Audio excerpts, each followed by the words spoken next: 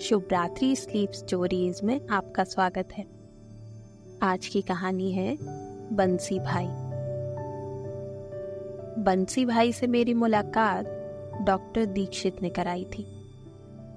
उन दिनों मेरी पोस्टिंग अहमदाबाद में थी और डॉक्टर दीक्षित सिविल अस्पताल के बॉन्स विभाग में काम कर रहे थे।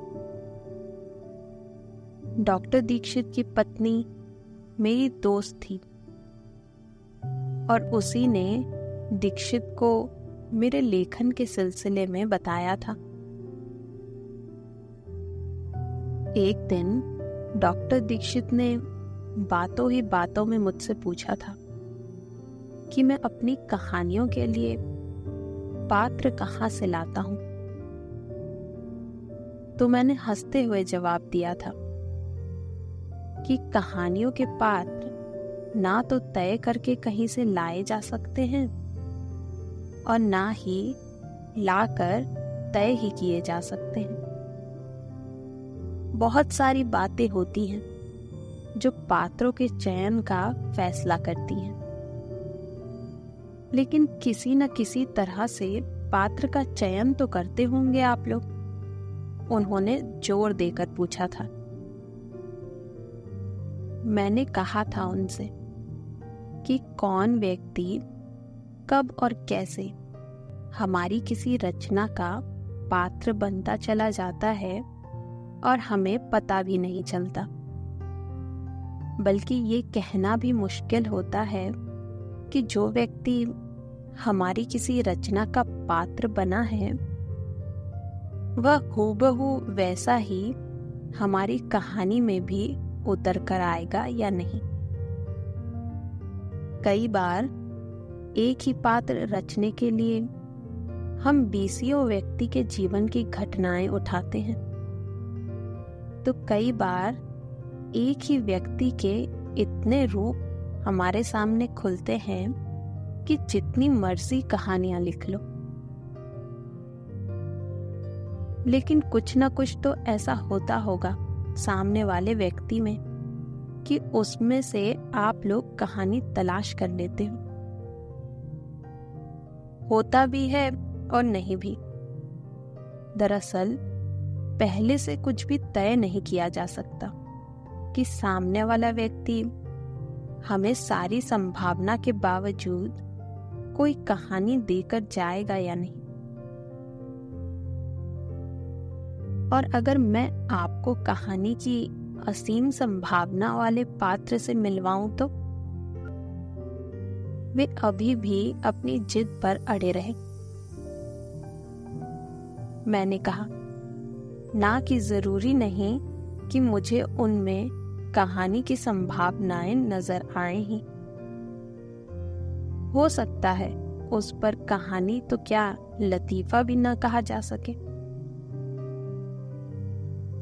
और ऐसा भी हो सकता है कि वह पात्र मुझे इतना हांट करे कि पूरा उपन्यास लिखवा कर ही मेरा पीछा छोड़े। लेकिन ये सारी बातें तो आपके पात्र से मिलने के बाद ही तय हो सकती हैं। किस बांस से बांसुरी बनेगी ये तो बांस देखकर ही तय किया जा सकता है। आप एक काम करें, कल 12 बजे के करीब मेरे डिपार्टमेंट में आ जाएं। वहीं आपको मैं एक ऐसे इंसान से मिलवाऊंगा जिसे आप हमेशा याद रखेंगे। कहानी तो आप उस पर लिखेंगे ही, ये मैं आपको अभी से लिख कर दे सकता हूँ। जरूर लिखूंगा कहानी, अगर वो खुद लिखवा ले जाए। आप लिखें या ना लिखें, वह खुद लिखवा ले जाएगा। और इस तरह से बंसी भाई से मुलाकात हुई थी मेरी। मैं ठीक 12 बजे डॉक्टर दीक्षित के पास पहुंच गया था। हम दोनों अभी चाय पी ही रहे थे कि कैबिन का दरवाजा खुला और एक बहुत ही बूढ़ा सा आदमी अंदर आया और बोला, नमस्कार डॉक्टर साहब। डॉक्टर ने उसके नमस्ते का जवाब दिया और उसके हाल चाल पूछे। तभी उस बूढ़े आदमी ने एक लिफाफा मेज पर रखते हुए कहा,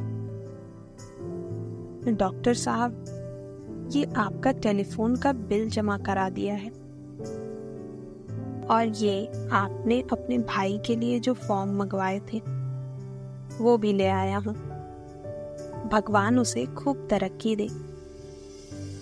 ठीक है बंसी भाई, और कुछ? डॉक्टर दीक्षित ने उससे पूछा था और मेरी तरफ इशारा किया था कि यही वो आदमी है जिसे मिलवाने के लिए मैं आपको यहाँ लाया हूँ और जिस पर आपको कहानी लिखनी है। मैंने तब गौर से उस बूढ़े व्यक्ति को देखा था।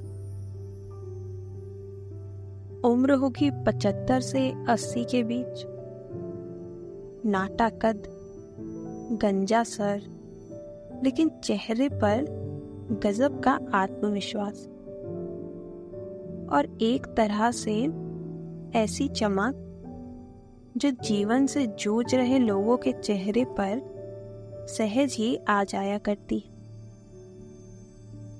वे सीधे और तन कर खड़े थे और कहीं से ये आभास नहीं होने देते थे कि लगे उम्र के इतने पड़ाव पार कर चुके हैं। बंसी भाई डॉक्टर दीक्षित से कह रहे थे, डॉक्टर साहब, बाकी तो सब ठीक है, बस जरा एक मेहरबानी चाहिए थी। बोलो ना बंसी भाई। वो जो 4 नंबर वार्ड में 13 नंबर का मरीज है, उसे रात भर नींद नहीं आती। बेचारा कमजोर बहुत हो गया है। मैंने डॉक्टर भट्ट से कहा भी कि उसके लिए कोई स्पेशल खुराक लिख दे तो बेचारा ठीक होकर काम पे जाए।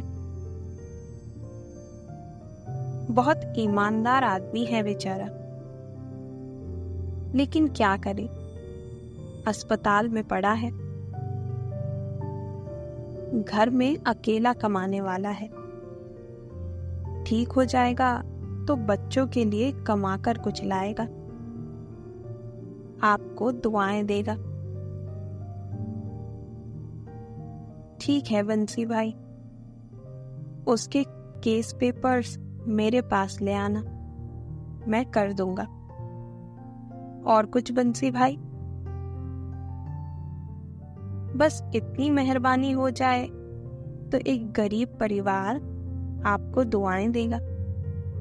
और इससे पहले कि बंसी भाई हाथ जोड़कर बाहर जाते, डॉक्टर दीक्षित ने उन्हें रोकते हुए कहा था,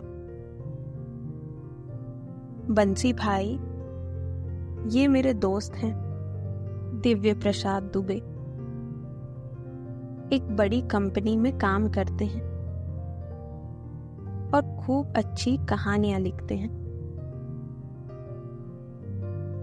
बंसी भाई ने मेरी तरफ देखते हुए तुरंत हाथ जोड़ दिए थे और कहा था, भगवान आपको लंबी उम्र दे साहब।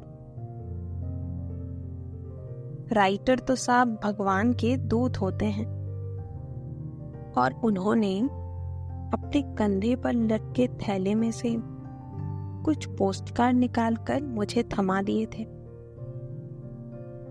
आप लोग तो दुनिया जहां की बातें अपनी कहानियों में लिखते होंगे। आपके पास तो बहुत सारी मैगजीनें भी आती होंगी। ये मेरा पता लिखा है इस कार्ड पर। जब भी आपके पास किसी मेलजोल वाले के पास पुरानी मैगजीन की प्रति होवे तो उसे बेचे नहीं, मुझे ये कार्ड डाल देना, मैं आकर ले जाऊंगा।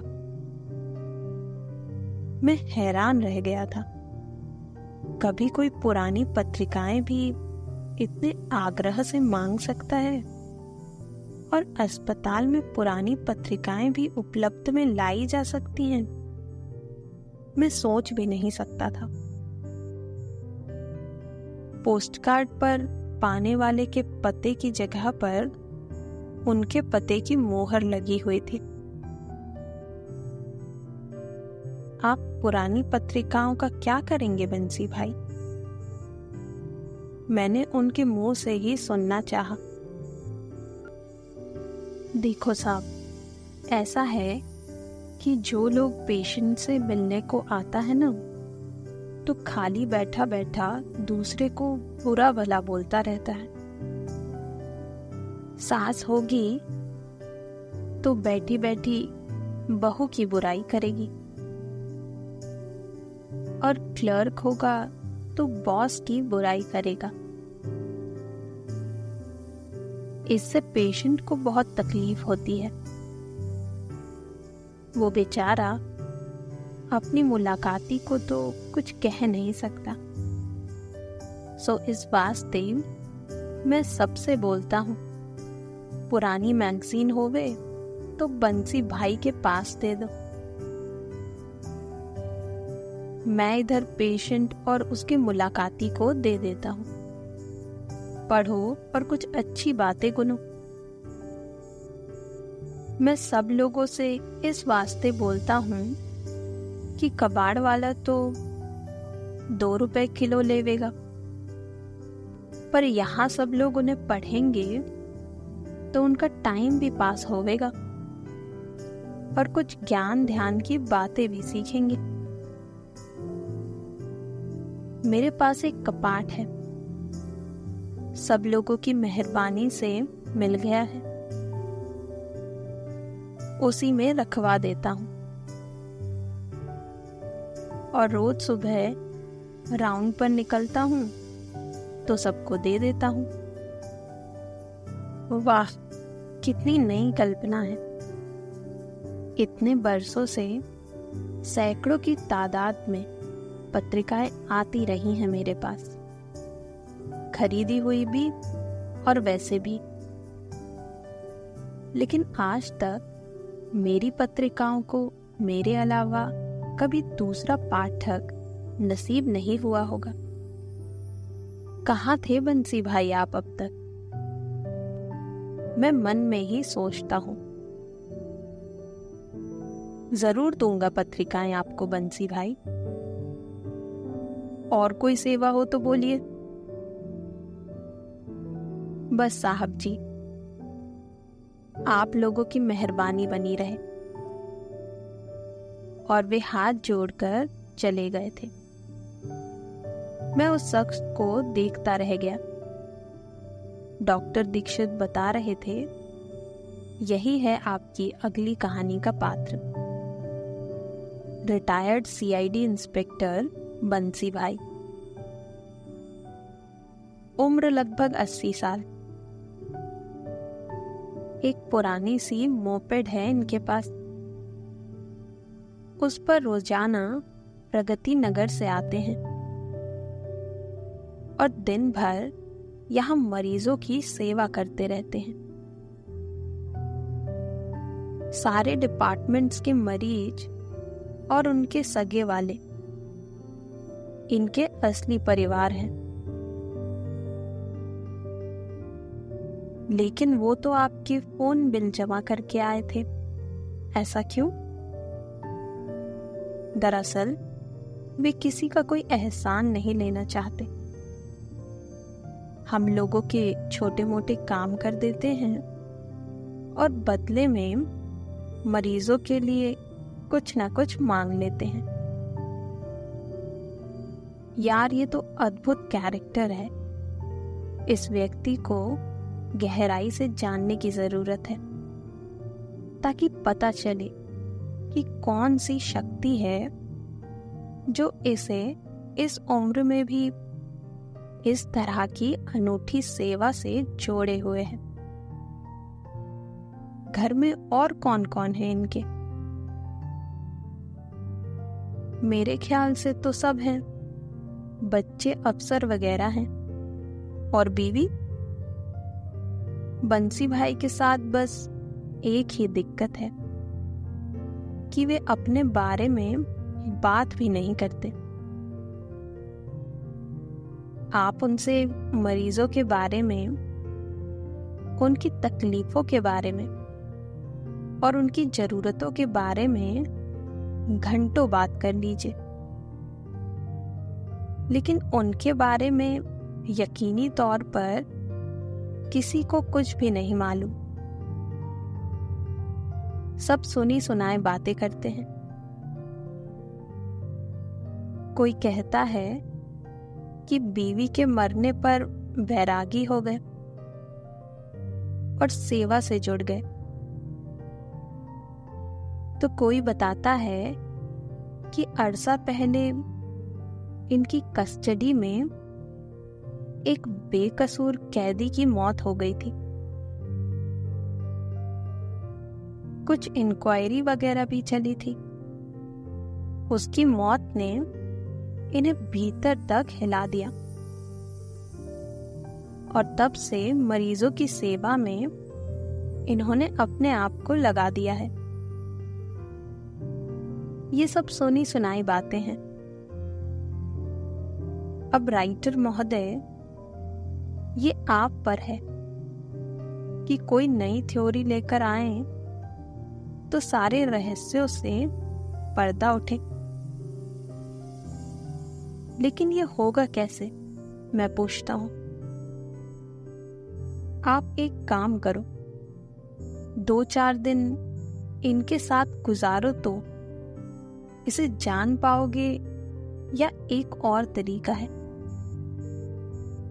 पुरानी मैगजीनों के बहाने उन्हें बुलाओ अपने यहाँ पर और फिर उनकी भीतरी परतें खोलने की कोशिश करो। मैंने बताया था ना, ये शानदार कैरेक्टर है। ना केवल शानदार, बल्कि ऐसा कि आज के जमाने में उस जैसा बनने की सोच पाना भी मुश्किल। यह मेरी पहली मुलाकात थी बंसी भाई से। मैं सचमुच विचलित हो गया था उनसे मिलकर और डॉक्टर दीक्षित की बताई बातें सुनकर। जीवन कितना विचित्र होता है। एक 80 साल का बूढ़ा आदमी जिसे अरसा पहले जीवन की आपाधापी से रिटायर होकर आराम से अपना वक्त भजन पूजा में गुजारना चाहिए था, इस तरह दीन दुखियों की सेवा में लगा हुआ है। और अगली बार मैं एक दिन सुबह सुबह ही अस्पताल पहुंच गया, हाथ में ढेर सारी पत्रिकाओं का बंडल लिए। डॉक्टर दीक्षित ने बताया था कि वे 8 बजे ही पहुंच जाते हैं, ताकि डॉक्टरों के राउंड से पहले ही एक राउंड लगाकर मरीजों की समस्याओं के बारे में जान सके और उनके लिए डॉक्टरों से सिफारिश कर सके। मैं बंसी भाई की दिनचर्या का पूरा एक दिन अपनी आंखों से देखना चाहता था। कुछ एक दिन उनके साथ गुजारना चाहता था, ताकि मैं इस चरित्र को नजदीक से जान सकूं। मेरे कई बरस के लेखन में यह पहली बार हो रहा था कि कहानी का जीता जागता पात्र मेरे सामने था और मुझे इस तरह से अपने आप से जोड़ रहा था। वैसे अभी उसके बारे में कुछ भी साफ नहीं था कि ये चरित्र आगे जाकर क्या मोड़ लेगा और अपने बारे में क्या क्या कुछ लिखवा ले जाएगा। मैं 8 बजे ही अस्पताल में पहुंच गया था और अस्पताल के बाहर बेंच पर बंसी भाई का इंतजार करने लगा। मैंने अपने आने के बारे में डॉक्टर दीक्षित को भी नहीं बताया था।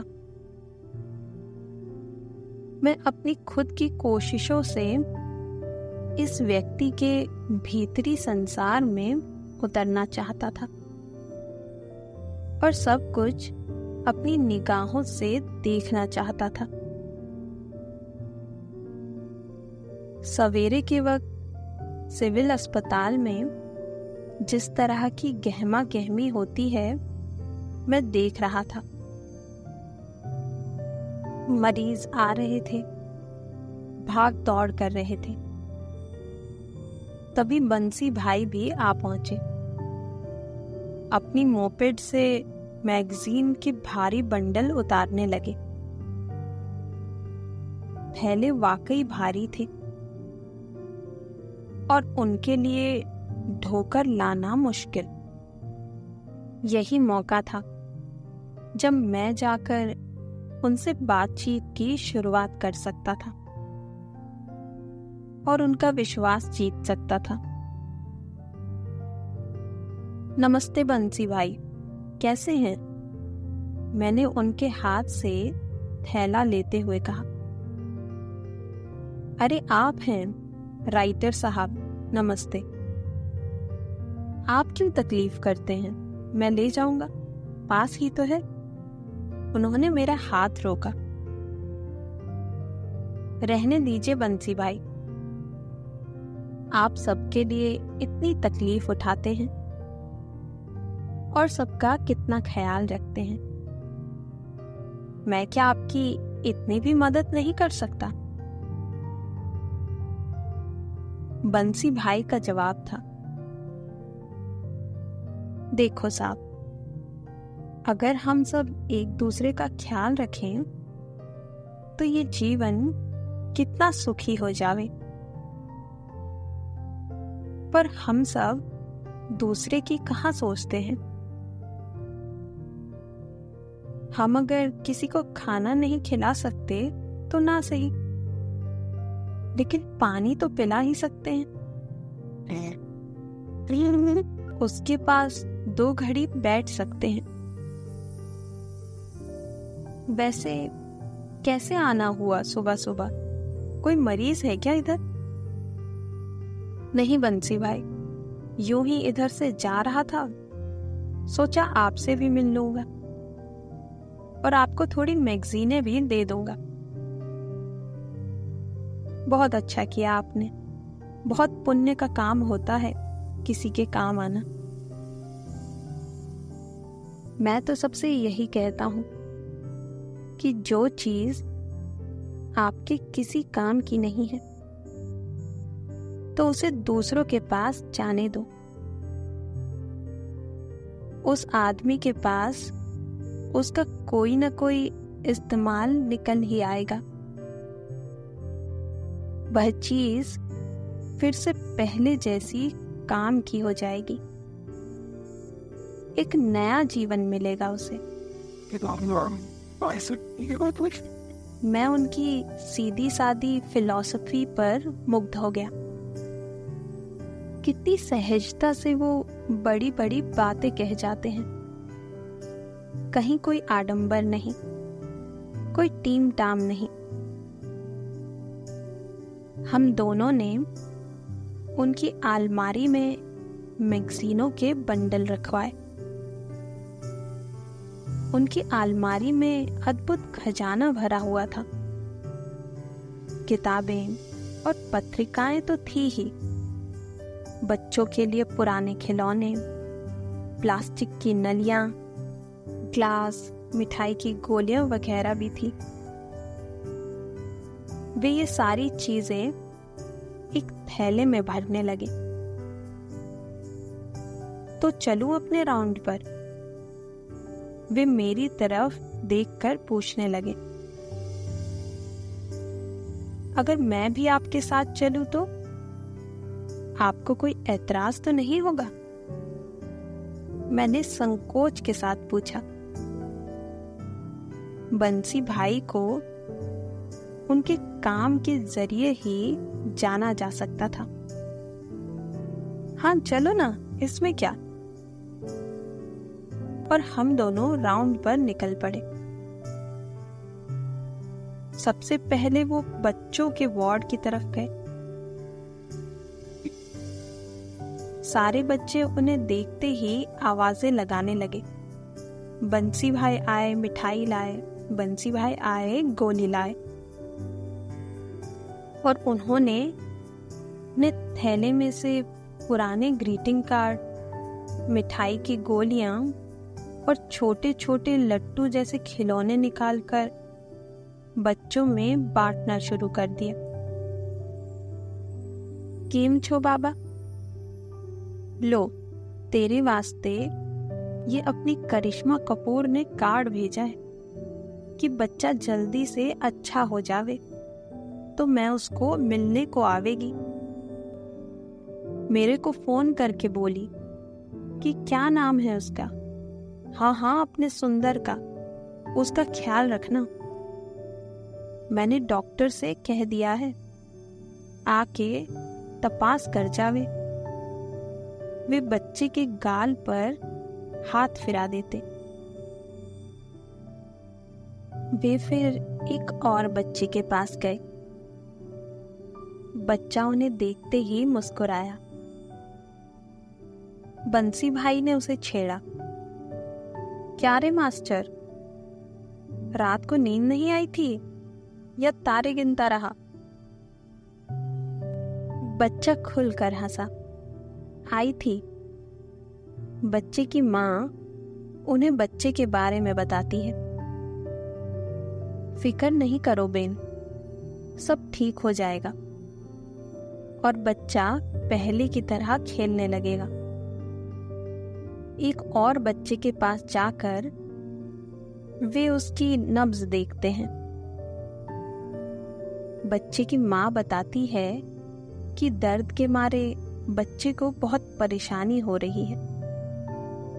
कोई बात नहीं, ये तो एकदम फरिश्ता लड़का है। Very sweet boy. अभी देखना, हम इसे देखने के लिए अस्पताल के सबसे बड़े डॉक्टर को लेकर आते हैं। तो ये बहुत ही लवली बॉय है। मैं तो इसे एक मीठी गोली देता हूँ, खा लो बच्चे। इससे दांत भी खराब नहीं होते और भूख भी नहीं लगती। लो, ले लो।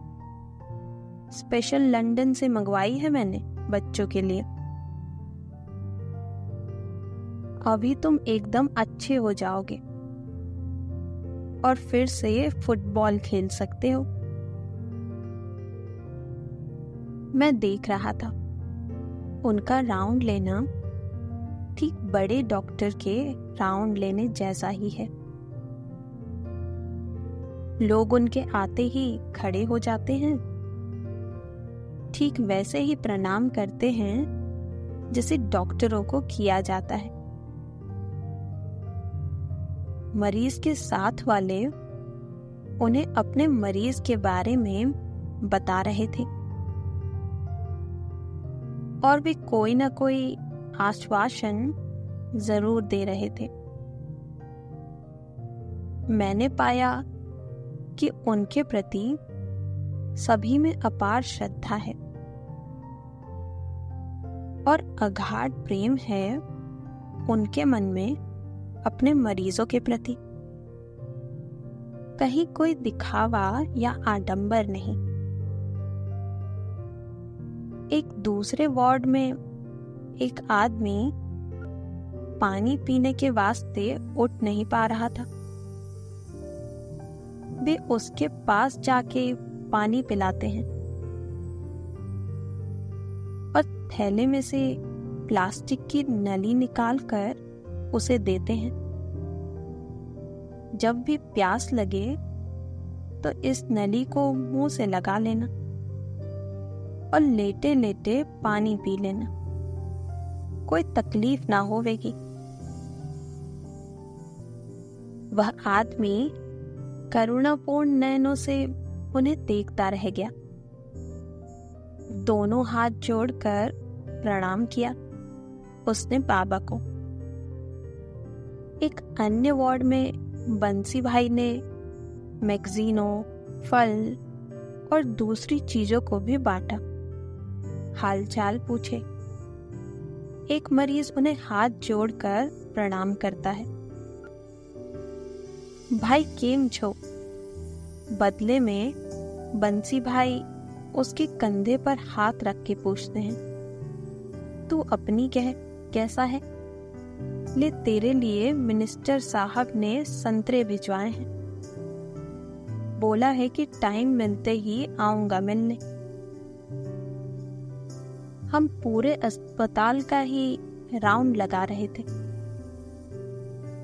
डॉक्टरों के तो वार्ड बंधे होते हैं, बच्चों के डॉक्टर बच्चों के वार्ड और हड्डियों के डॉक्टर अपने वार्ड। लेकिन बंसी भाई का कोई तय वार्ड नहीं था। सारे वार्ड उनके थे, सारे मरीज उनके थे। वे सबके सगे थे और सब उनके सगे। वे सबको प्रणाम कर रहे थे और सब उन्हें हाथ जोड़कर प्रणाम कर रहे थे। बंसी भाई को देखते ही एक जवान लड़का उनके पैर छूकर प्रणाम करने लगा। बंसी भाई उसे उठाते हैं। बेटा मेरे पैर नहीं पकड़ो, ऊपर वाले की मेहरबानी है कि वक्त पर तुम्हारे बापू को मदद मिल गई और उनकी जान बच गई। लड़का अभी भी हाथ बांधे खड़ा था। एकदम रोने को हो आया। आप न होते तो उन्हें कोई अंदर नहीं आने दे रहा था। आप ही की वजह से उसने दोनों हाथों से बंसी भाई के हाथ पकड़ लिए। मैं कैसे आपका एहसान चुकाऊंगा?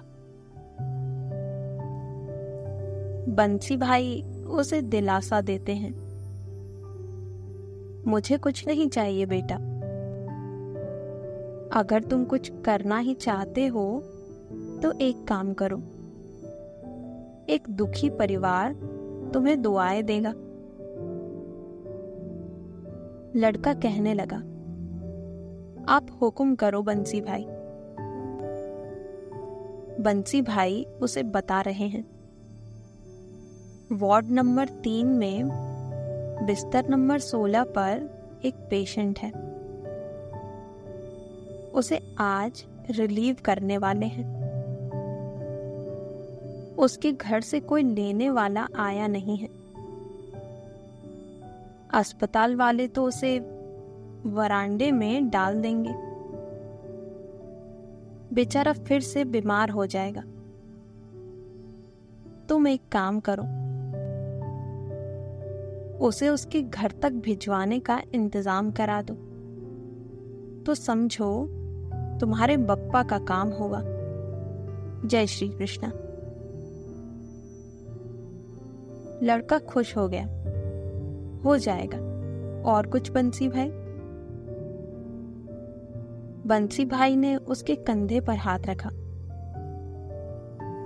बस एक बात और, अपने माँ बाप की खूब सेवा करो। उनकी सेवा से बड़ा कोई धर्म नहीं। बूढ़े लोग 2 बात कड़वी भी बोल दें तो नीम के पत्ते समझ के ले लो, फायदा ही करेंगे। लड़के ने एक बार फिर से बंसी भाई के पैर छुए और चला गया। हम पूरा राउंड लगाकर वापस आ गए। बात आगे बढ़ने की गरज से मैंने पूछा, बंसी भाई आप रहते कहाँ हैं? बंसी भाई बताने लगे, थोड़ी दूर है मेरा घर, प्रगति नगर में। मैं आगे पूछता हूँ, आप यहाँ रोज आते हैं? हाँ भाई, अब तो रोज ही आता हूँ। सुबह 8 बजे तक आ जाता हूँ और रात को ही जाता हूँ। और आपका घर बार, आपका काम? भाई ये काम ही तो कर रहा हूं मैं,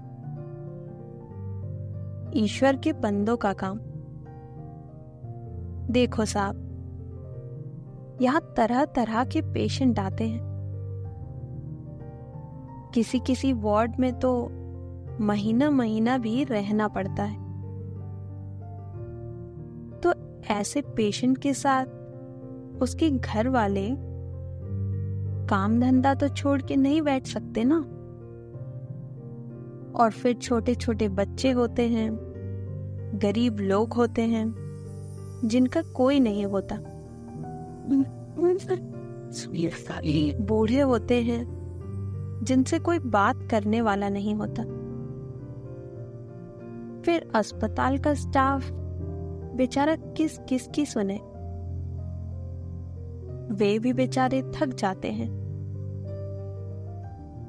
गर्दी इतनी है तो ये बंसी भाई है ना, इसे घर पर कोई काम नहीं है, सो आ जाता है। लेकिन आप ये सब करते हैं, इसके लिए तो ढेर सारे पैसे चाहिए ना। ना ना, पैसा तो आप सबका है, मैं तो बस ये 2 हाथ यूज करता हूं, वही काम करते हैं। पैसा तो ऊपर वाला ही भेजता रहता है। चलिए साहब, जरा गेट तक हो आए, कुछ फल आए होंगे मरीजों के लिए, ले आवे। मैं हैरान हो गया, किसने भेजे होंगे? बहुत लोग हैं, भेजते रहते हैं। एक एमएलए साहब हैं, वे हर दिन 1 टोकरा फल भिजवाते हैं। एक और साहब हैं, वे बच्चों के लिए खुराक भिजवा देते हैं। और भी कई लोग हैं जो अलग अलग सामान भिजवाते रहते हैं। मैं आगे दे देता हूँ। बस मैं तो बस चाकिया हूँ ऊपर वाले का। आप कब से ये काम कर रहे हैं? 20 बरस तो वो ही गए होंगे। रिटायरमेंट के बाद से ही सेवा के इस काम से जुड़ गया था। आप क्या करते थे? पुलिस में सीआईडी इंस्पेक्टर था। तब किसी न किसी केस के लिए अस्पताल के चक्कर काटने पड़ते थे। मैं गरीब मरीजों को देखता, बेचारे राह देखते, कोई उनकी सेवा के लिए आए, 1 ग्लास पानी पिलाए। तब मैं सिर्फ छुट्टी के दिन आया करता था। रिटायर होने के बाद तो मैंने अपने जीवन का यही मिशन बना लिया है। अब तो जीना मरना यही है। बंसी भाई, आप बहुत बड़ा काम कर रहे हैं।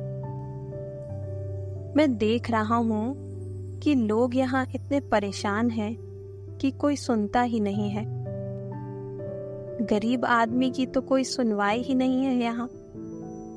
मैं महसूस कर पा रहा था कि वे अपने बारे में बातें करते हुए सहज नहीं थे। और बड़ी बेचैनी महसूस कर रहे थे। जो कुछ भी उन्होंने बताया ऊपरी तौर पर मोटी मोटी बातें ही बताई। मैंने उन्हें ज्यादा नहीं सताया। डॉक्टर दीक्षित इशारा कर ही चुके थे। ठीक कहते हैं आप, वे बात आगे बढ़ाते हैं। देश में गरीब आदमी की कहीं कोई सुनवाई नहीं है। उस बेचारे को तो अपनी बात कहने का हक ही नहीं है। अब मुझसे जितना हो पाता है मैं करता हूं, और रात को जब सब सोता है तो तसल्ली होती है कि आज का दिन बेकार नहीं गया। हम गेट पर पहुंचे। वहां 2 टोकर संतरे और केले वगैरह पान की दुकान के बाहर रखे थे। बंसी भाई को देखते ही पान वाला कहने लगा, बंसी भाई, अभी कोई आदमी आपके लिए ये लिफाफा छोड़ गया है। बोल रहा था बाद में मिलने आएगा। बंसी भाई ने लिफाफा खोलकर देखा। ढेर सारे पुराने ग्रीटिंग कार्ड थे। वे खुश हो गए। चलो अच्छा है, कार्ड खत्म हो रहे थे। मैं अपनी उत्सुकता दबा नहीं पाता। आप बच्चों को ये पुराने कार्ड क्यों देते हैं? इन गरीब बच्चों को नए कार्ड कौन भेजेगा और क्यों भेजेगा? तो मैं लोगों से कहता हूं कि भाई पुराने कार्ड फाड़कर फेंकने की बजाय मुझे दे दो। बच्चों को बहलाता रहूंगा कि माधुरी दीक्षित ने भेजा है और शाहरुख खान ने भेजा है। बच्चे खुश हो जाते हैं, और हमें क्या चाहिए? बच्चे के चेहरे की मुस्कुराहट से ज्यादा कीमती चीज दूसरी नहीं होती साहब। हम बस यही काम नहीं करते, भूल जाते हैं। बच्चे कोई सोना चांदी नहीं मांगते, जमीन जायदाद नहीं मांगते। उनके गाल पर प्यार से हाथ फेर दो और दुनिया के सबसे खूबसूरत फूल खिलते हुए देख लो। आइए मैं आपको दिखाऊं। बंसी भाई मेरा हाथ पकड़कर एक बच्चे के पास लेकर जाते हैं। बच्चे के पैर पर प्लास्टर लगा हुआ था। उन्हें देखते ही बच्चा खुश हो गया। हाथ जोड़कर नमस्ते की। बंसी भाई उसके सिर पर हाथ फेरते हैं और उसके सामने 100 रुपए का नोट, फूलों वाला एक खूबसूरत कार्ड और एक टॉफी रखते हैं। लो बेटा, कोई एक चीज चुन लो। बच्चा भोलेपन से पूछता है, मैं ये कार्ड ले लूं और ये टॉफी भी? बंसी भाई, ले लो बेटा, दोनों ले लो। बच्चा कार्ड पाकर बेहद खुश हो गया था। पूछा था बच्चे ने, मेरे लिए है ये? हाँ बेटा, तेरे लिए ही है। अपनी वो तब्बू है ना, वो कल रात आई थी इधर, तू तो सो रहा था, तो मेरे पास आई और बोली कि अभी मैं जाती हूँ, मेरी तरफ से ये कार्ड मुन्ना राजा को दे देना। हम देख रहे हैं कि बच्चा कार्ड पाकर बहुत खुश हो गया है। बंसी भाई बताने लगे, देखा बच्चे के चेहरे के बदलते रंग को। बच्चों को खुश करना कितना आसान होता है। बस मैं यही तो करता हूं। मैं भावुक होने लगा था। पता नहीं कैसे ये ख्याल मन में आ रहा था कि इस देवता के पैर छूकर उसे प्रणाम करूं और कहूं, मुझे भी अपने साथ जोड़ लीजिए। मैं पता नहीं क्यों कागज काले करते हुए ये मोह पाले हुए हूं कि इससे क्रांति आ जाएगी। मेरे लिखे से समाज का भला हो जाएगा या सब लोग सुखी हो जाएंगे।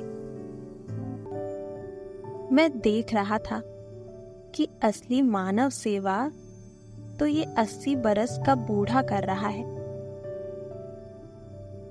और बदले में किसी से अपने लिए कुछ नहीं चाहता, कुछ भी तो नहीं। जो कुछ मांगता है इन मरीजों के लिए ही मांगता है। हे देव, प्रणाम है तुम्हें। मैं तो तुम्हारे पास खड़े होने लायक काम भी नहीं करता। दावे बेशक इतने बड़े बड़े करता हूं। भावुक होकर कहा था मैंने, बंसी भाई एक बात बोलूं? बंसी भाई मेरे कंधे पर हाथ रखकर बोले, बोलिए ना साहब। आप तो खुद इतना बड़ा काम कर रहे हो लिखने का। समाज में जो भी अच्छा बुरा है उसको सामने लाने का काम तो बहुत बड़ा होता है साहब। मैं कभी कभी आकर आपके साथ काम कर सकता हूँ क्या? ये छोटे छोटे काम। अगर कुछ और नहीं तो टाइम तो दे ही सकता हूँ। हालांकि मैं जानता हूँ कि संवाद मेरे भीतर से नहीं आ रहा। घर जाते ही मैं दुनियावी धंधों में फंस जाऊंगा। मैं 2 बार भी आकर इनके साथ राउंड लगा लूं तो भी बहुत बड़ी बात होगी। मुझसे हो ही नहीं पाएगा। लेकिन फिर भी कह तो दिया ही था मैंने। आप जरूर आना। ये अस्पताल एक तरह से बहुत बड़ा स्कूल है, जीवन का स्कूल। यहाँ आपको 1000 तरह के आदमी मिलेंगे, अच्छे भी और बुरे भी। यहाँ जीवन को आप बहुत नजदीक से देखोगे। असली जीवन तो यही है साहब। दुख, तकलीफ, फिर भी चेहरे पर हंसी, एक दूसरे के लिए कुछ करने की इच्छा। और क्या होता है जीवन में साहब? 2 मीठे बोल बोले और सब कुछ पा लिया। अब चलूं मैं साहब? आप चाहें तो अपने डॉक्टर दोस्त के पास बैठे। मैं जरा अपने पुराने मरीजों की नहाने धोने में मदद करूं। नर्स बेचारी भी कितने मरीजों की सेवा करे, थक जाती हैं वो भी तो। और वे मुझे लंबे गलियारे के बीच में ही छोड़कर चले गए थे। मैं एक ही हफ्ते बाद जब अस्पताल पहुंचा था तो पता चला बंसी भाई कहीं गए हुए हैं। बस आते ही होंगे। मैं वहीं बेंच पर बैठा उनका इंतजार करने लगा। मेरे पास ही बेंच पर कुछ बच्चे बैठे हुए थे। उनमें से एक बच्चे के पैर में सूजन थी। मैं उनके इतने नजदीक बैठा था कि उनकी पूरी बातें सुन पा रहा था। मैं तुझे बोला था ना, वो हड्डी जोड़ने वाले बंगाली के पास लेकर जाते और वो फटाक से हड्डी जोड़ देता। तुम लोग माने ही नहीं, यहां लेके आ गए। उसमें से एक कह रहा था। ये सुनते ही सूजे पैर वाला लड़का रोने लगा दूसरा उसे चुप करा रहा था। तू क्यों रो रहा है रे मुन्ना? ये हमारी जिम्मेदारी है कि तेरा इलाज होना चाहिए, रो नहीं, कोई ना कोई रास्ता निकल आएगा। सूजे पैर वाला लड़का कह रहा था, मैं हमेशा तुम लोगों को तंग करता रहता हूं। बड़ा लड़का जवाब में बोला, तो क्या हुआ, हम तेरे दोस्त ही तो हैं। वही लड़का, इतने पैसे कहां से लाओगे? बड़ा लड़का, वो सोचना तेरा काम नहीं है, कुछ ना कुछ करेंगे। वही लड़का, देख कबीरा, इसे ऐसे ही रहने दे, अपने आप ठीक हो जाएगा। वह उठने की कोशिश कर रहा था।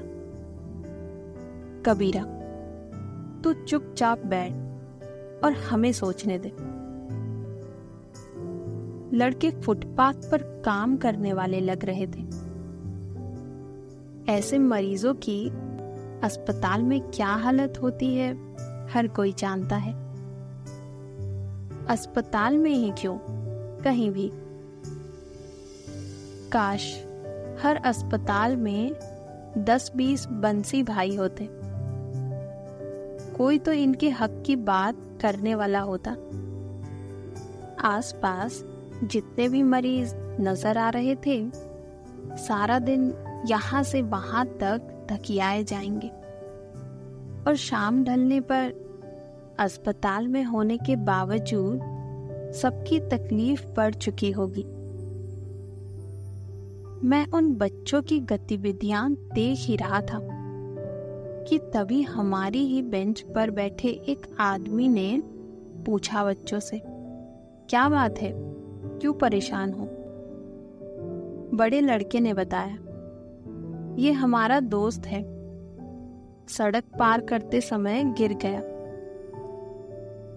डॉक्टर पहले बोला कि एक्सरे कराओ और अब बोलता है प्लास्टर लगेगा। दवा बाजार से लाने के वास्ते बोला है। वह आदमी पूछने लगा, पैसे नहीं है क्या? लड़के ने सिर हिलाया, नहीं है। वह आदमी दिलासा देने लगा, तो घबराने का नहीं, बंसी भाई के पास जाओ, वो काम करा देगा।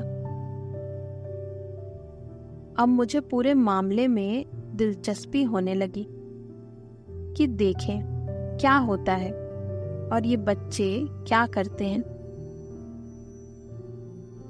लड़का हैरानी से पूछ रहा था, ये बंसी भाई कौन है?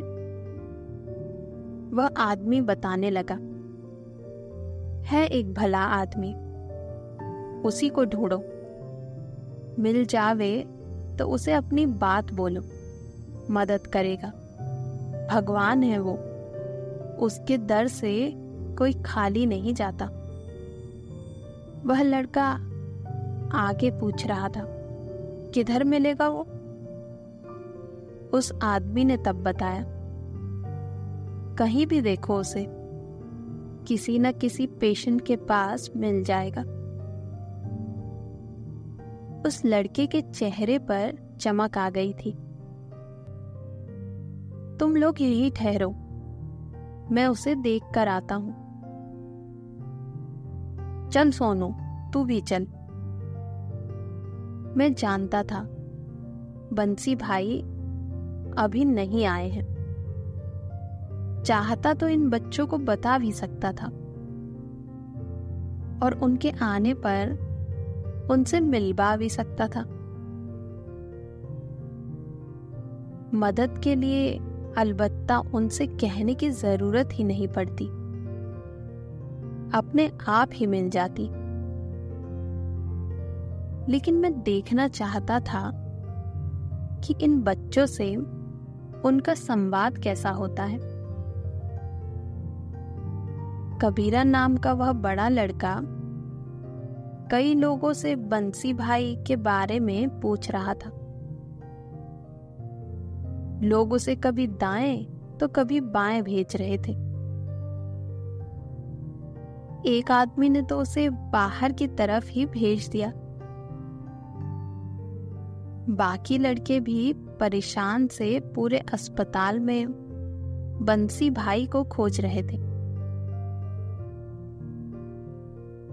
उस दिन मेरी बंसी भाई से मुलाकात हो ही नहीं पाई थी। मैं काफी देर तक बैठकर लौट गया था। इसके बाद भी 2 बार ऐसा हुआ कि बंसी भाई से मिल नहीं पाया। अलबत्ता उन बच्चों से जरूर मुलाकात हो गई। जिस बच्चे के पैर में सूजन थी वह बच्चों के वार्ड में भर्ती हो चुका था और उसके पैरों में प्लास्टर चढ़ा हुआ था। उसके साथ के 3 लड़के उसके पास ही बैठे थे। मैं उन बच्चों के पास चला गया और पूछने लगा, मैंने तुम लोगों को 2-3 दिन पहले बंसी भाई को खोजते हुए देखा था। क्या उन्हीं की मदद से ये भर्ती हो पाया है? हाँ साहब, अपने को तो भगवान मिल गया साहब। अगर वो ना होते तो हमारे इस दोस्त को प्लास्टर तो क्या साहब, कोई पट्टी तक बांधने के लिए तैयार नहीं था। क्या करते हो तुम लोग? मैंने पूछा। मेरा नाम कबीरा है, ये है सोनू और ये गप्पू। हम लोग बूट पॉलिश करते हैं। मुन्ना हमारा दोस्त है, ये अभी सीख रहा है काम करना। हमारा ध्यान नहीं था, अचानक सड़क की तरफ दौड़ा और एक स्कूटर से टकरा कर गिर गया। पैर की हड्डी टूट गई। अगर बंसी भाई ना मिलते तो हमारे पास तो दवा के पैसे भी नहीं थे। अब दूसरा लड़का बताने लगा, जब हम बंसी भाई के पास गए तो वे आए और बोले, कोई बात नहीं, ये तो एकदम फरिश्ता लड़का है, ये एकदम अच्छा हो जाएगा और फिर से फुटबॉल खेलने लगेगा। अभी देखना, हम इसे अस्पताल के सबसे अच्छे वार्ड में भर्ती कराते हैं। चलो मेरे साथ। ये तो बहुत लवली बॉय है। वे खुद हमारे साथ 2-3 डॉक्टरों के पास लेकर गए साहब। डॉक्टर लोग को पूरी बात बताई और फिर एक ट्रॉली लेकर आए और मुन्ना को प्लास्टर वाले कमरे में ले गए। अब तीसरा लड़का बता रहा था, हमें रोना आ रहा था साहब। तो बंसी भाई बोले, रोते नहीं, रोने से आंखें दुखेंगी, फिर दवा के लिए और पैसों की जरूरत पड़ेगी, फिर तुम बंसी भाई को खोजोगे। ऐसा काम नहीं करो कि दवा की जरूरत पड़े। हाँ तो तुम लोग फिक्र नहीं करना। बच्चे अगर फिक्र करें तो कैसे चलेगा भाई? अभी मैं बड़े साहब से बोल के इधर 2-3 दिन रहने के वास्ते मैं तुम्हारे दोस्त को जगह दिला देता हूँ, खाने का भी ठिकाना हो जाएगा। जब खाना देने वाला बॉय आए तो बोलना, बंसी भाई के आदमी है, थोड़ा ज्यादा खाना दे देगा, मिल बांट कर खा लेना। मैं भी बोल कर रखूंगा। बच्चे अभिभूत थे और उनके पास बंसी भाई की तारीफ के लिए शब्द नहीं थे। उनके गले रुंधे हुए थे और समझ में नहीं आ रहा कि इतनी सारी बातें कैसे बताएं। मैंने पूछा, यहाँ कोई तकलीफ तो नहीं है? कबीरा नाम का लड़का बताने लगा, नहीं साहब, बंसी भाई ने सबको कह दिया है कि बच्चों का ख्याल रखें, कोई तकलीफ नहीं है साहब। अब दूसरा लड़का मुझे बता रहा था,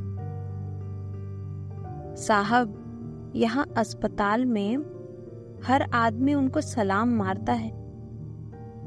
वो किसी भी डॉक्टर के कमरे में चले जाते हैं और काम करा के आते हैं।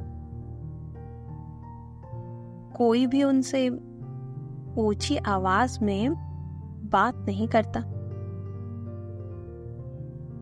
अब तीसरा लड़का बताने लगा, इधर सरकार ने उसे रखाया होगा कि गरीब लोगों की मदद करो।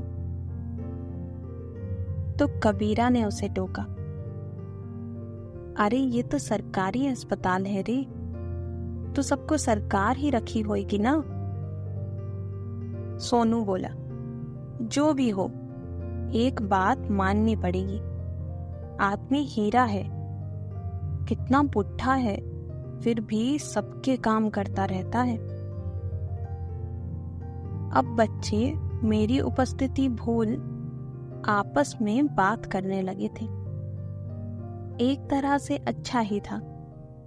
बच्चे उनके बारे में क्या राय रखते हैं, उन्हीं की जुबानी सुनने में क्या हर्ज है। सोनू, कितने बरस उम्र होगी रे उनकी? कबीरा, 80 साल के तो होंगे। 80 साल तो बहुत होते हैं। कबीरा, तो क्या हुआ, काम करने वाले कभी उम्र देख के थोड़ी काम करते हैं। यार, मैं तो दंग हूं इस इंसान की हिम्मत देखकर। 80 साल की उम्र में भी इतनी हिम्मत। आदमी नहीं, फरिश्ता है ये। सोनू, अगर ये ना होते तो मुन्ना का प्लास्टर तो क्या पट्टी भी नहीं लग पाती। जब वो डॉक्टर से कह रहे थे इसके बारे में, तो मैं सोचता था इस तरह से कोई अपने मरीज के लिए नहीं कहता। तभी साथ वाले मरीज के पास बैठा आदमी बीच में कहने लगा, तुम लोग बंसी भाई की बात कर रहे हो क्या? कबीरा, हाँ, क्यों? मरीज, वो वाकई फरिश्ता है। पता नहीं किस किस मरीज की सेवा करके इसने उन्हें ठीक ठाक वापस भिजवाया है। इसकी सेवा से ही हजारों आदमी मौत के मुंह से वापस आए होंगे। उसकी देखा देखी एक और आदमी भी बातचीत में शामिल हो गया। इस बेचारे ने जिंदगी भर तो सेवा की ही है, मरने के बाद भी अपना पूरा शरीर अस्पताल को दान कर दिया है ताकि डॉक्टरी पढ़ने वाले बच्चों के काम आ सके। पहले वाले ने जानकारी बढ़ाई। मैंने सुना है अपनी पूरी पेंशन भी यहीं खर्च कर देता है। दूसरे ने आगे बताया, मैंने तो ये भी सुना है कि इसके बच्चे बड़े बड़े अफसर हैं, अपनी गाड़ियां हैं उनकी।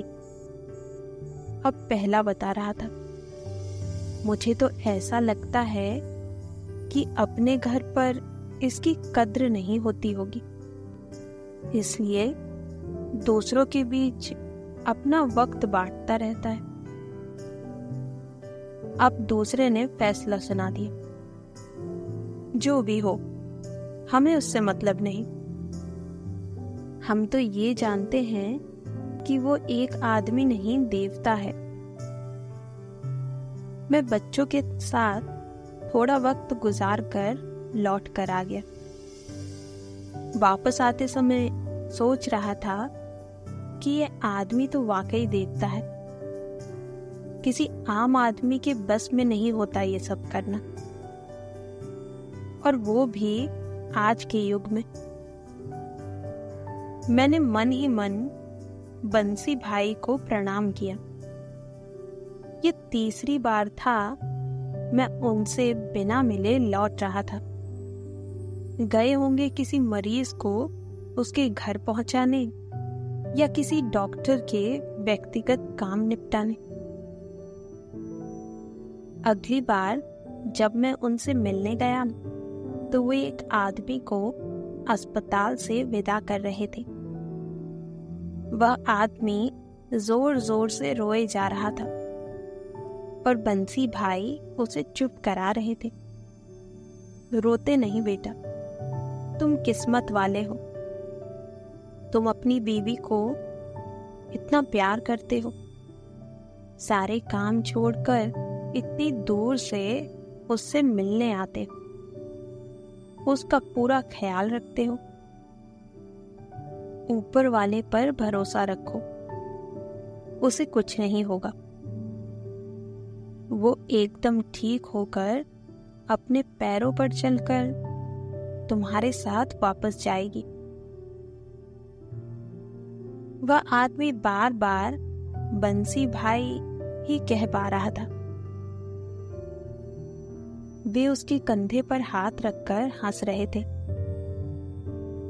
7 फेरों की याद है ना? वैसे ही वो अपने पैरों से चलेगी जैसे चलकर तुम्हारे घर आई थी। और तुम देखोगे बेटा, उसे बहुत प्यार से रखना बेटा, बहुत अच्छी लड़की है।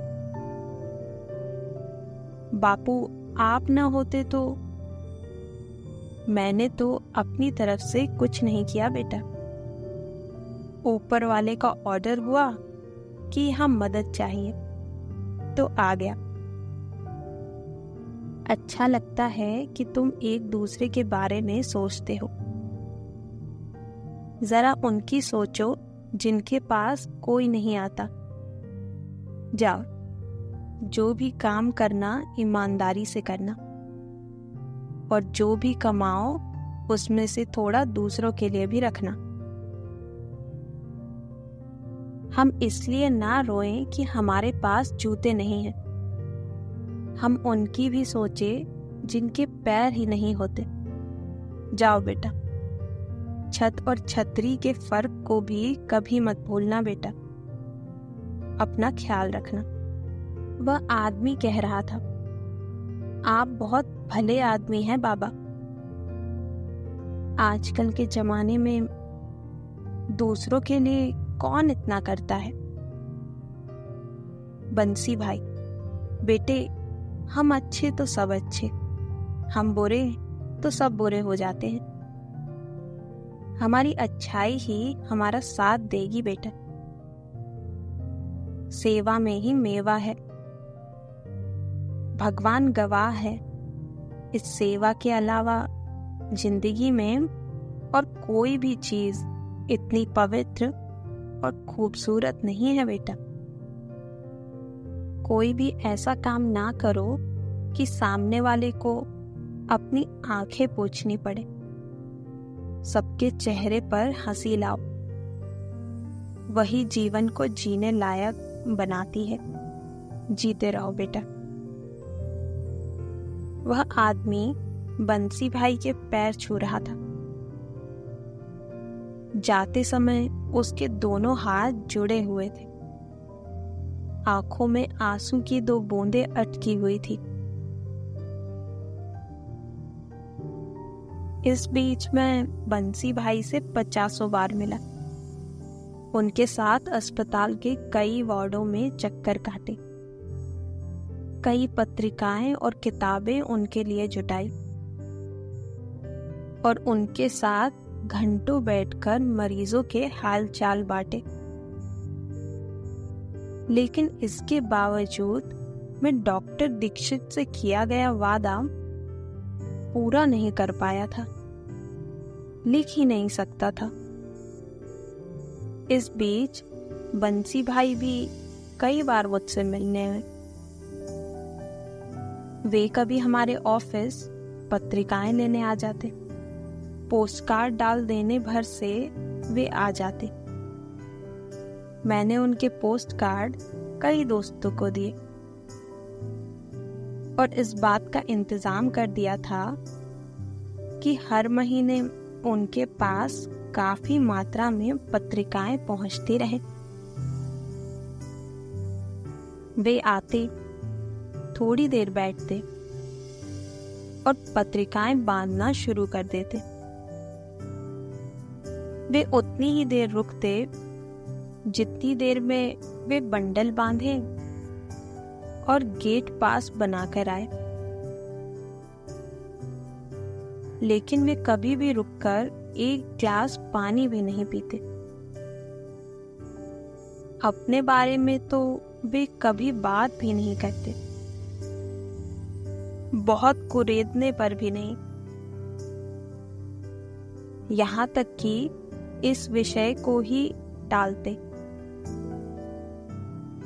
मैं भी उन्हें नाराज करके कुछ जानना नहीं चाहता था। हालांकि उनके बारे में मुझे और भी बहुत सी जानकारी मिली थी। डॉक्टर दीक्षित भी अक्सर उनके बारे में नई नई बातें बताते रहते, लेकिन मैं चाह कर भी उनके बारे में लिखने की हिम्मत नहीं जुटा पाया था। जब भी उन पर कहानी लिखने की सोचता, वे इतने विराट और दयालु की प्रतिमा लगते कि मेरी लेखनी छोटी पड़ जाती और कुछ भी लिखने से इनकार कर देती। शब्द मेरा साथ छोड़ देते। यह भी पहली बार हो रहा था कि कहानी के लिए पात्र साक्षात मेरे सामने था और मैं नहीं लिख पा रहा था। लिखना चाहता था मैं, लेकिन हो ही नहीं पाता था। एक साक्षात जीवन चरित्र को शब्द में बांध पाने में मैं अपने आप को असमर्थ पा रहा था। इस बीच अहमदाबाद छूट गया। वहां से आए हुए 6 बरस तो हो ही गए होंगे। मैं अहमदाबाद छोड़ने से पहले आखिरी बार उनसे मिलना चाहता था। पैकिंग के बाद ढेर सारी पत्रिकाएं भी निकल आई थी। वे भी उन्हें देना चाह रहा था, लेकिन मिलना हो ही नहीं पाया। 2-1 बार गया था तो वे मिले नहीं थे और पोस्ट कार्ड डालने पर भी आए नहीं थे। हो सकता है बीमार वगैरह हो गए हों या कोई और बात हो। मन में एक कसक सी थी कि पता नहीं फिर कब मिलना हो, लेकिन शायद ऐसा ही होना था। मैं उनसे बिना मिले चला आया था। शायद कुछ और कोशिश करता या उनके दिए पते पर ही चला जाता तो हाल चाल मिल जाते। लेकिन शहर छोड़ने की गहमा गहमी और दोस्तों की विदाई दावतों के बीच बंसी भाई जरूरी कामों की सूची में कहीं नीचे चले गए थे। बेशक मैं अहमदाबाद से मन पर बहुत बोझ लेकर आया था। इस शहर ने मुझे बहुत कुछ दिया था और बहुत कुछ सीखा था मैंने, लेकिन बंसी भाई से मिलना इन सबसे ज्यादा कीमती सौगात थी मेरे लिए। अहमदाबाद से डॉक्टर दीक्षित आए हुए हैं। बरसों बाद उनसे भेंट हुई है। वे उसी अस्पताल में अपने विभाग के हेड हो गए हैं। बातों ही बातों में बंसी भाई का जिक्र आया। उन्होंने जो कुछ बताया है उससे मैं दहल गया हूं। मैं सोच भी नहीं सकता था कि बंसी भाई के साथ भी ऐसा हो सकता है। डॉक्टर दीक्षित बता रहे हैं, बंसी भाई को उनकी बहू ने घर से निकाल दिया है। वे खुद बता रहे थे कि बहू उनके आने जाने के टाइम से और घर में किसी भी किस्म की दिलचस्पी ना लेने के कारण उनसे चिढ़ी रहती थी। एक वजह पेंशन भी थी, जिसे वे अपने चहेते मरीजों पर खर्च कर डालते थे। अरे ये तो बहुत बुरा हुआ। इस उम्र में और ऐसे देवता आदमी की ऐसी दुर्गत। कहाँ रह रहे हैं अब वो? रहना कहाँ, अब तो हमारे अस्पताल में ही आ गए हैं। वे पिछले 25 बरस से अपना सारा वक्त वहीं तो दे रहे थे। एक किनारे अपना थोड़ा सा सामान लेकर टिक गए हैं। इतना बड़ा अस्पताल है, किसी को क्या फर्क पड़ना है?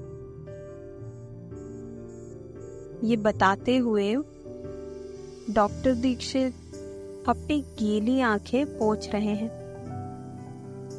मेरी आंखें भी भर आई हैं। किसी तरह भरे गले से पूछता हूं, तो क्या उनकी दिनचर्या अब भी वही है? अब तो उम्र भी बहुत हो गई होगी। हाँ, उम्र तो बहुत हो गई है और अब उतना कर भी नहीं पाते, लेकिन अब भी सारा दिन मरीजों के पास जाकर बैठते हैं, उनके साथ बातें करते हैं, थोड़ी बहुत मदद तो कर ही देते हैं।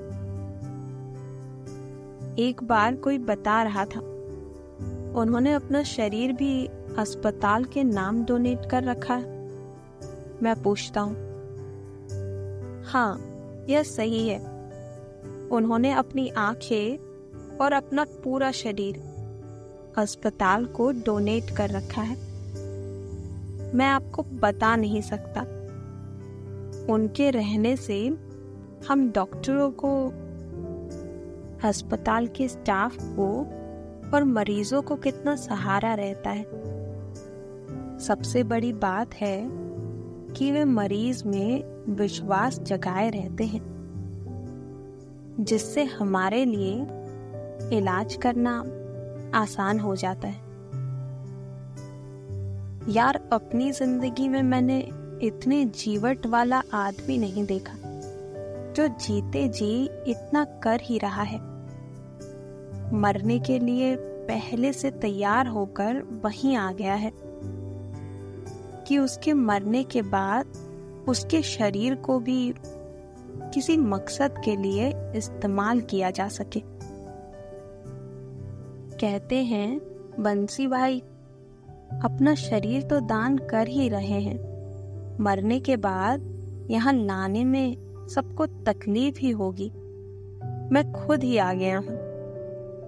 जब भी मेरी आखिरी सांस का नंबर आए तो आप लोग मेरी पर्ची काट देना, मेरे केस की फाइल बंद कर देना। आप लोगों को आसानी होगी। क्या अब भी सारे वार्डों में वैसे ही चक्कर लगाते हैं और बच्चे बूढ़ों को कार्ड, मैगजीन और दूसरी चीजें देते रहते हैं? नहीं, अब तो वो सब जगह जा नहीं पाते। हमारे पास भी कम ही आते हैं। हम ही बीच बीच में उन्हें देख आते हैं और उन्हें पुराने कार्ड वगैरह दे आते हैं और उनसे मजाक में कहते हैं, लो बंसी भाई, अपनी करीना कपूर ने आपके लिए कार्ड भेजा है। कह रही थी बंसी भाई से किसी दिन जरूर मिल लूंगी। हंसते हैं तब बंसी भाई, कहते हैं, हाँ भाई, अब तो मेरी ही बारी है। देखना, किसी दिन खुद भी आएगी बंसी भाई से मिलने के वास्ते। आपकी बात बिल्कुल सही है, लेकिन दिक्कत यही है बंसी भाई जैसे लोगों की नीयत यही होती है। मुझे तो डर है कि 85 साल की उम्र में अगर उन्हें कुछ हो गया तो पता नहीं, अस्पताल के अहाते में रहते हुए भी उन्हें दवा की आखिरी खुराक भी मिलेगी या नहीं। मैं डॉक्टर दीक्षित की बात सुनकर चुप रह गया। कई बार शब्द भी तो साथ नहीं देते। शायद बंसी भाई जैसे आदमी पर कहानी लिखी ही नहीं जा सकती। ऐसे लोग तो खुद जीती जागती कहानियां रचते हैं। उन्हें सिर्फ प्रणाम किया जा सकता है।